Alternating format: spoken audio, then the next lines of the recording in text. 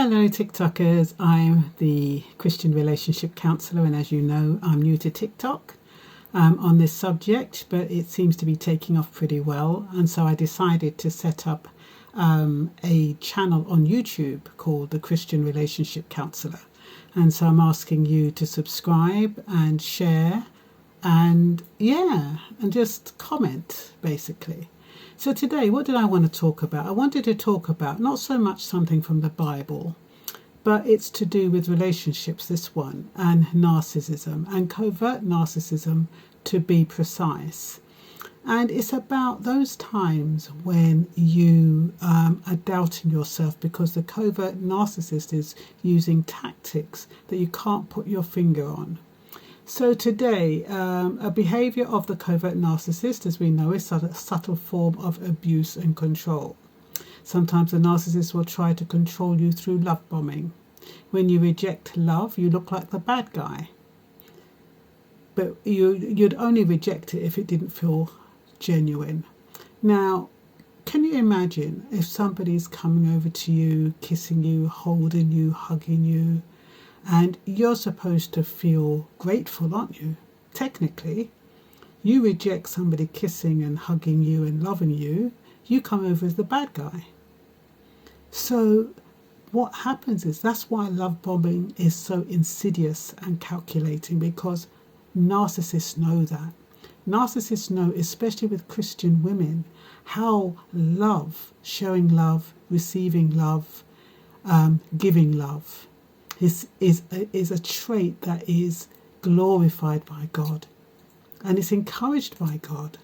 So when it's used to manipulate, how calculating and insidious is that? Now, you say, for example, you're used to having a date, a morning in, a lie-in. You know, you're working 6 days a week, and on Sundays you just want to lie in. And so you're lying in the bed and then you're having a good sleep because, you know, you're not used to having a really decent sleep. And what the narcissist will do, the covert narcissist will do, they'd come over and start rocking you and playing with your hair and touching your face and touching your body to disturb you, to disturb your peace. Now, they'll do it under the guise of, oh, I'm only being affectionate, I'm only being loving, I'm only showing you that I love you. When really, what the underlying message is, especially if they're chauvinist, is, I don't want you lying in the bed. I want you to get up and go make me my breakfast. That's the underlying message. They don't say it direct, but that is what they mean. You do not deserve to have a lie-in. And can you imagine trying to explain that situation to somebody else? Oh, you know, my husband, he woke me up and he was kissing me and hugging me and I pushed him off, I snubbed him. And they'd be looking at you as though you're the criminal. Oh, you know, I wish my husband did that. I wish my husband woke me up with a kiss and a hug and was being loving towards me. So you come off like the bad guy. But that is by design. It's all calculated, and sometimes it's unconscious depending on what kind of upbringing that narcissist has had. Now, if a narcissist has had a bad relationship with his mother or the female carer, he's going to hate women. And the way he gets back at them is doing things like this, controlling them, this back and forth kind of affection. They resent everything they do. They do not believe that that woman should have anything that they don't have, so they try to take what she has. And most narcissists are women haters. They do not like women. They behave as though they do, demonstrate the actions as though they do, but there's an underlying current of revenge and something that they want from you. So you need to be careful, especially if you've been raised by not receiving attention and love. You're more likely to be taken in by the love bomber. So I've put here, how do you say stop kissing me or playing with my hair without feeling or sounding like a jerk? This is a subtle form of manipulation. What the narcissist is really saying is what I've said before. They make it look like they are showing you love when really they want something from you, or they want you to do something for them. It might be intentional or it might be unconscious, but the outcome is the same. We feel that we are unable to have that time for ourselves, and we are made to feel guilty for snubbing them because we want that time. As Christian women, how easy is it to feel guilty to snub when you snub love, when we are told we should give and receive it? Supposing love is a ploy, supposing love is a game, are we still meant to entertain it? And that's the problem, isn't it? How do we know? We're told to give and receive love, but with all these machinations that are going on and these manipulative tactics and the devil and the demons seeping into your life, how do you know love is love? How do you know the loving and the kissing are genuine? Love and kissing is kind of synonymous with love.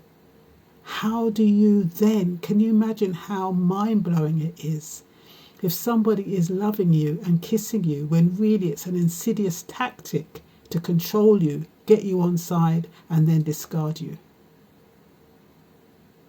Can you imagine how confusing that is when you're in a relationship with a covert narcissist who demonstrates the physical attributes of love, and yet you can tell from the words and the other actions and the way they play things out, it doesn't come from a place of love at all. And that is what you have to contend with when you're dealing with a covert narcissist. We end up wondering if we're imagining manipulations, and when you highlight it, it's like, oh, shame on you. You know, all I'm doing is showing you love. You know, anybody would be grateful if they had their man showing them love. Oh, I just wanted to show that I loved you. I just wanted to be tender towards you. I thought that's what you would like. It's crap. It really is. It's not real. But it's insidious. That's what I'm saying. When it's insidious, it's like a slow poison. It's very, very confusing when love is a ploy.